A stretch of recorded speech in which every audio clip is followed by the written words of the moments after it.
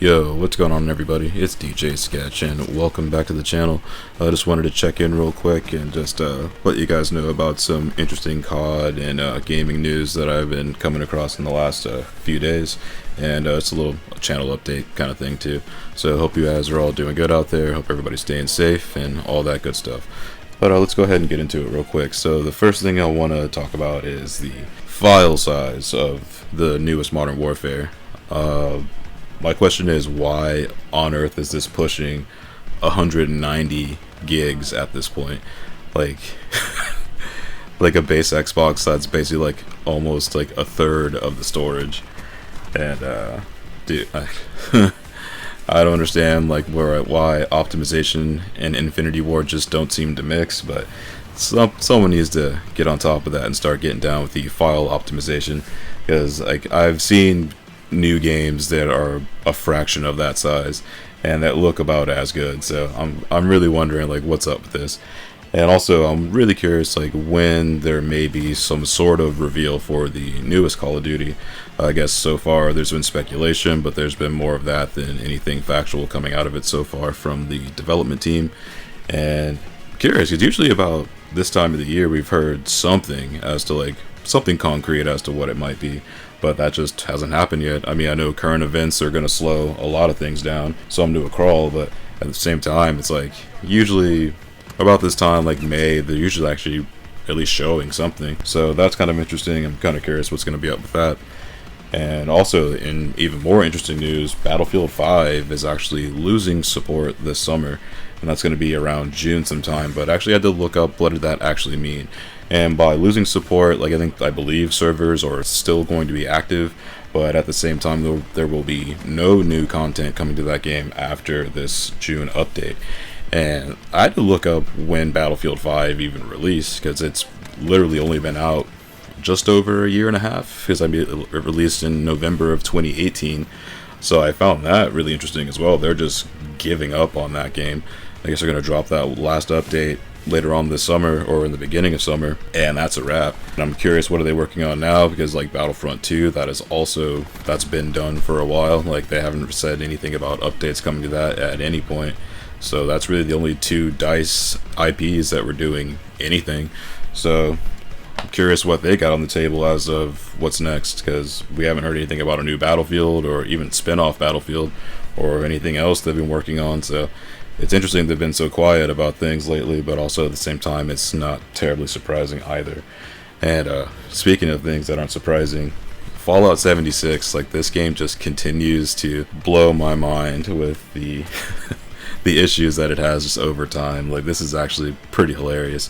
So the legacy of Erect Band somehow still lives in the code with Fallout 76's newest update, and this is too funny, man. Honestly, like the NPCs now can also loot players like pretty much like down to the skivs, just like Erect Band's hacks did.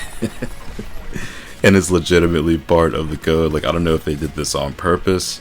I mean, that'd be kind of funny if it is, but at the same time, I'd hate to be playing that and then have some shit like that happen to me. So I can't say it's that funny, but oh man, at the same time, it's just wow.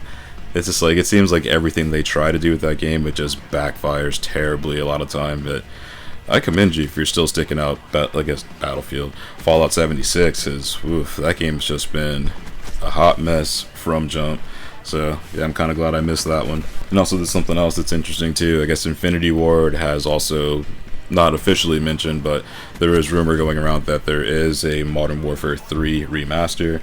And I know this is also, again, highly speculative, but they have said that there was or maybe is a Modern Warfare 2 multiplayer and Spec Ops pack. I mean, I haven't heard anything official about it.